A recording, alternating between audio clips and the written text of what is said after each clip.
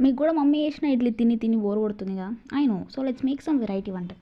దానికోసం tomatoes, green chilli, methi leaves, pudina, spring onion and onion cut చేసి పక్కకు పెట్టుకోండి. నా స్టవ్ ఆన్ చేసి ప్యాన్ పెట్టి దాంట్లో కొంచెం ఆయిల్ పోసి, ఆయిల్ వేడైన తర్వాత green chilli and some now add curry leaves. అదైన తర్వాత మెంతి లీవ్స్ యాడ్ చేయండి.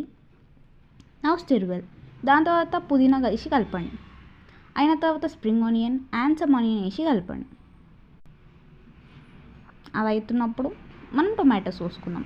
టొమాటోస్ చిన్న చిన్న పీసెస్ ఇట్లా కోసుకొని దాంట్లో వేసేసేయండి. అది కావడానికి కొంచెం టైం పడుతుంది కాబట్టి అంతలోపు మనం ఇడ్లీని పొడి పొడి చేసుకోవాలి ఇట్లా. ఇప్పుడు దాంట్లో salt and some ginger garlic paste add చేయండి. Stir well. అరోమా మాత్రం క్రేజీ వస్తుంది. You can smell it right. దాంట్లో కొంచెం రెడ్ చిల్లీ వేసి కలుపుకుందాం. ఇప్పుడు ఇట్లా కింద కొంచెం అంటుతున్నప్పుడు కొన్ని వాటర్ యాడ్ చేసి కలుపుకుందాం. వాటర్ అన్ని పీల్చుకొని ఇట్లా దగ్గరకు అవుతున్నప్పుడు ఇడ్లీ పొడిని యాడ్ చేద్దాం.